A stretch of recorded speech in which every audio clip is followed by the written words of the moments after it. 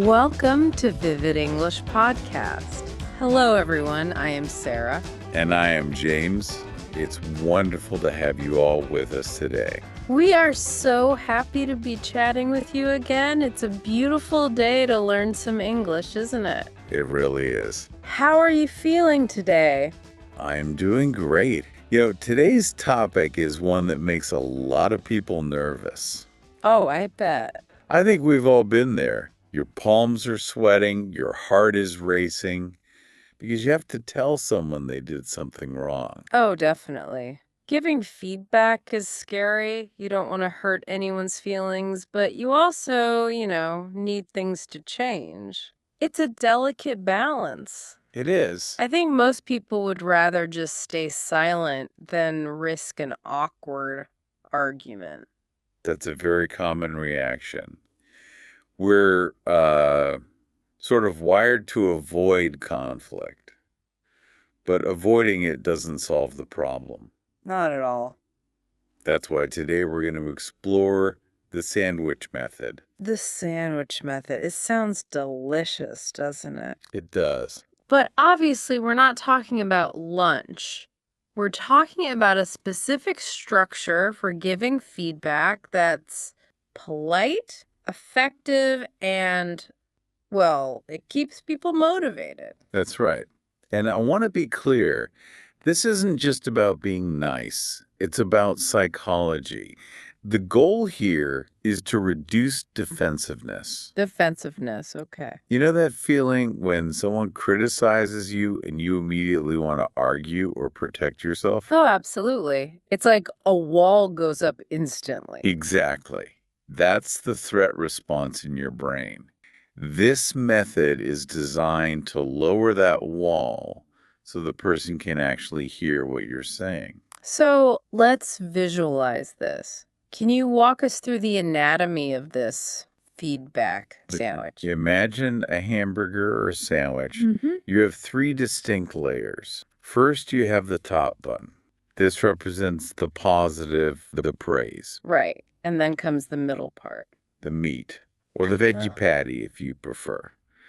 This is the constructive criticism. This is the area for improvement or the thing that needs to change. And finally, the bottom bun. This is the positive or encouraging finish. It's where you share a vision for the future. I just love how visual this is. It makes it so much easier to remember. It really does. You wrap the difficult part, the meat, in 2 layers of soft, supportive bread, but I have to ask. Go ahead. Isn't there a risk that this just feels fake? Like, if I just compliment someone randomly, won't they know I'm just buttering them up? That is a fantastic question, and it's the number one trap people fall into. If the bread is moldy, nobody wants the sandwich. Uh-huh, exactly. So how do we make sure the top bun, that first layer of praise, actually works? The key is sincerity. You cannot just fake it. You need to start with something the person actually did well. Okay. If you start with fake praise, the other person will sense it immediately, and they won't trust what comes next. So for our listeners, let's look at some better ways to do this. Instead of just, hey, nice shirt, which is irrelevant, what should we say?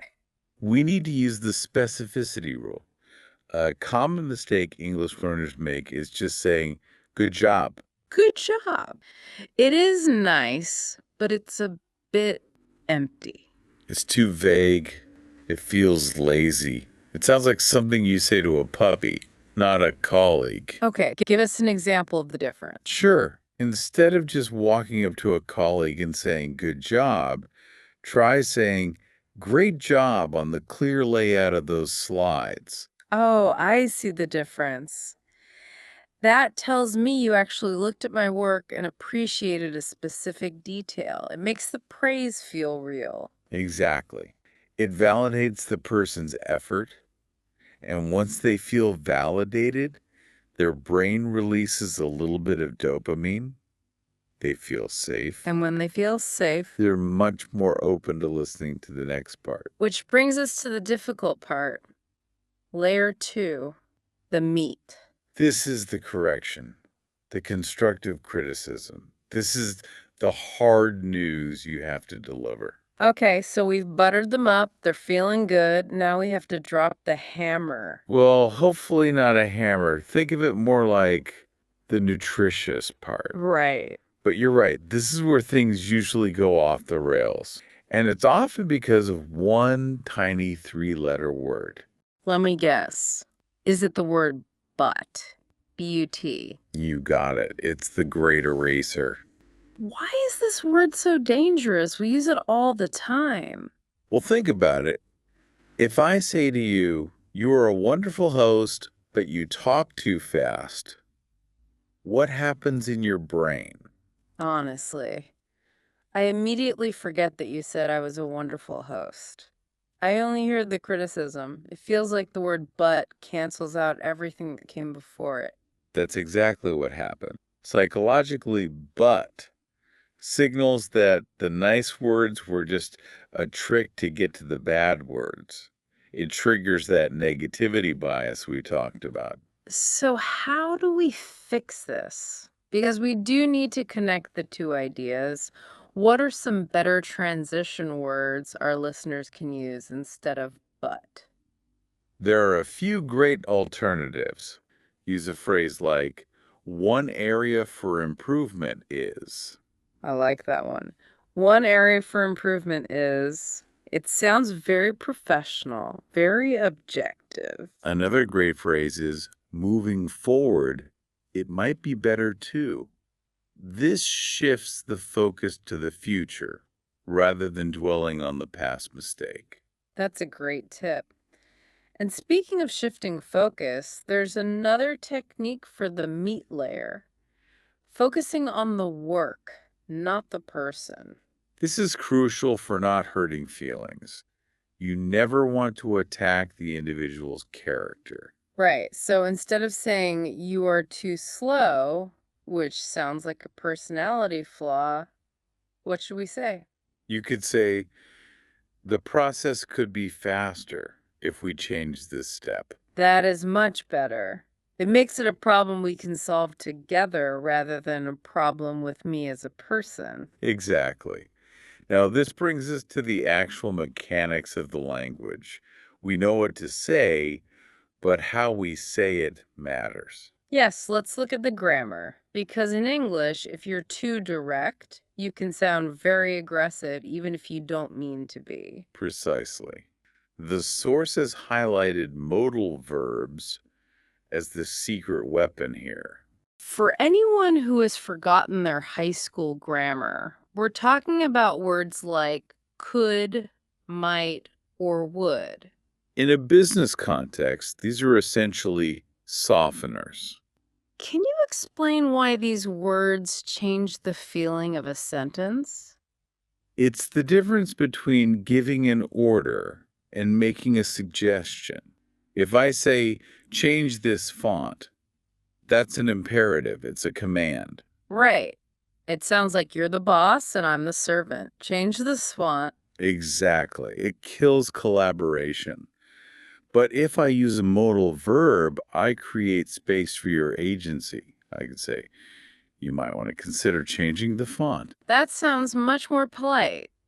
You might want to consider. It invites me into the decision-making process. Yes, or another one.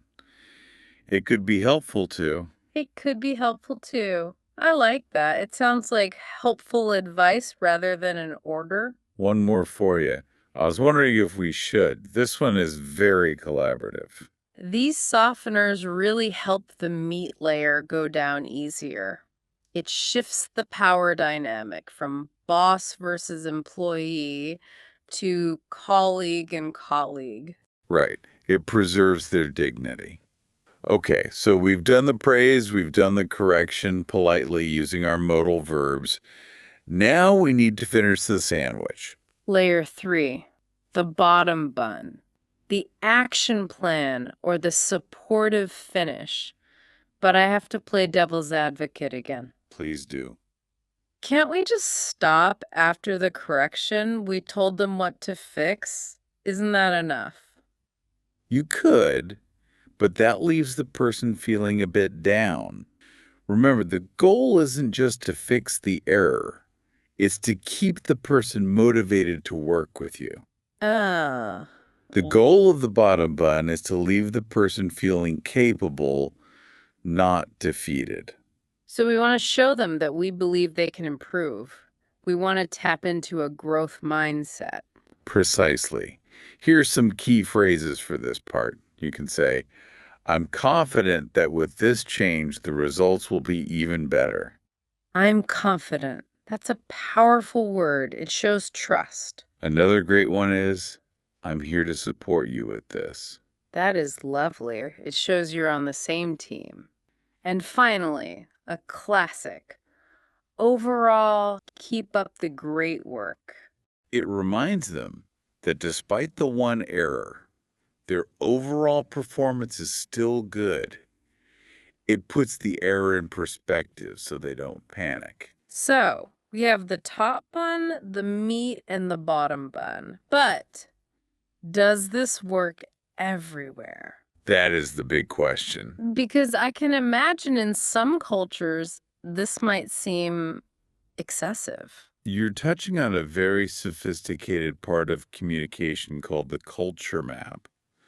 Cultural nuances play a huge role in feedback. I imagine in the US or UK, we often value this polite, softened approach. Yes, especially in the US, the sandwich method is very standard. It's almost expected. But in low context, cultures think parts of Northern Europe, like Germany or the Netherlands, communication is very explicit. Yes means yes, bad means bad. Exactly. So if you give too much praise to someone who expects direct criticism, they might find the sandwich confusing. They might eat the bun and throw away the burger. Exactly. They might think, wait, why are you praising me if I did it wrong? Or worse, they might not even realize they're being criticized because the bread was too thick. So, in those contexts, do we ditch the sandwich? Not necessarily. But you might want to serve an open-faced sandwich. An open-faced sandwich. I love that. Yes.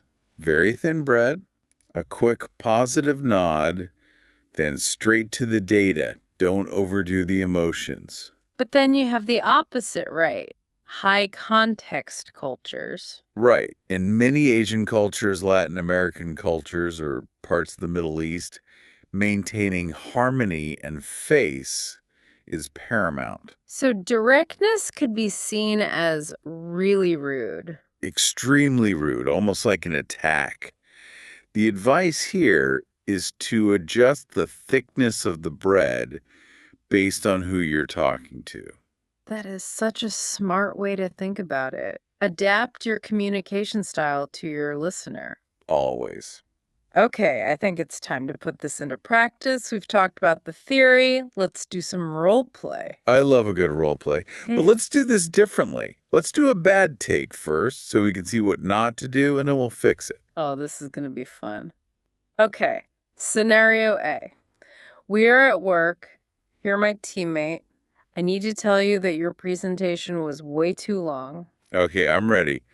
I just finished my presentation. Give me the bad version. Acting sternly. That was way too long. You went 20 minutes over. You need to cut it down next time because you bored everyone. Wow, okay.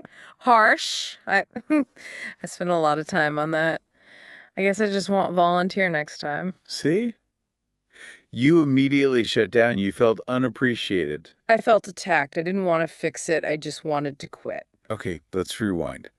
Let's try the sandwich method. Same scenario. Go for it. Hey, I really liked how well researched your presentation was. The data you found was impressive. Oh, thank you. I worked hard on the data. However, one area for improvement is the timing. It went about 20 minutes over the limit. Moving forward, it might be better to condense the middle section so we stay on schedule. Right. I did lose track of time a bit. But I'm confident that with a little editing, the next one will be perfect because the content is so strong. Wow, that felt totally different. Even though you told me I messed up the time, I felt good about my research. I feel motivated to fix the timing. See? It works. Okay, let's try a social scenario. This one is tricky. Scenario B. I am your friend, but I am always late. You need to tell me to be on time. Okay, I'll do the bad version first. I've just arrived 10 minutes late. You're late again. It's so disrespectful. Why can't you just buy a watch? Oh, stuck in traffic. Maybe I shouldn't have come at all if you're gonna be like that. See that reaction? Defensive immediately. Yeah, I wanted to fight you. I didn't care about being on time anymore. I just wanted to defend myself. Okay, let me try the sandwich. Okay, I'm late again. Hey, I always love hanging out with you. You have such great energy, and I really value our time together. Aw, thanks. However, it is a bit stressful for me when we have plans and you arrive late. It creates a lot of anxiety for me. It could be helpful if we could stick closer to the agreed time in the future. I didn't realize it stressed you out. I'm sorry. I know you don't mean to. I'm really looking forward to our dinner tonight. It's gonna be fun. That was really good. You were honest. You told me it causes you anxiety, but you emphasize our friendship first. It creates a safe space for you to admit your mistake without losing face. Now, before we wrap up, we need to flip the table. What happens when you are the one being sandwiched? When you're receiving the feedback? This is an important shift in perspective. It can be hard to hear criticism even inside a sandwich. It can. But if you want to grow, you need to accept it gracefully. You need to look professional. So, what are some key phrases for our listeners to use when someone gives them feedback? A simple, powerful one is, "Thank you for the feedback. I really appreciate it." That's classy. It shows professionalism. It shows you're an adult. Another one is, "That makes sense. I'll work on that." And what if you don't understand how to fix it? What if the meat of the sandwich is confusing? You can ask, you can say, "Do you have any specific tips on how I can improve that part?" I love that. It turns the critique into a coaching moment. It shows you're eager to learn, not just eager to defend yourself. Well, we have covered a lot today. The 3 layers, the specific phrases, the butt trap, the cultural nuances, and even how to receive feedback. It really is a comprehensive tool. You know, this topic reminds me of a personal story. Oh. Years ago, I had a mentor who gave me some really tough love feedback. I was writing reports that were technically correct, but very boring to read. No. He sat me down. He didn't use the sandwich method perfectly, to be honest. He was quite direct. He told me my writing was dry as dust. Ouch. Dry as dust. That must have hurt. It stung. I felt terrible for a day, but because I respected him and because he eventually followed it up with specific books I should read to improve my style, it changed my career. That's a great example. It forced me to learn how to write engagingly. So even if the delivery isn't perfect, the feedback itself helps us grow. Precisely. It was uncomfortable in the moment, but valuable in the long run. And if he had used the sandwich method, it probably would have hurt less. True. I think that leads us to our final thought for today. If you're nervous about giving feedback, just remember, feedback is a gift. It really is. It's the only way we learn what we cannot see ourselves. But like any gift, it matters how you wrap it. If you throw the gift at someone's head, they won't like it.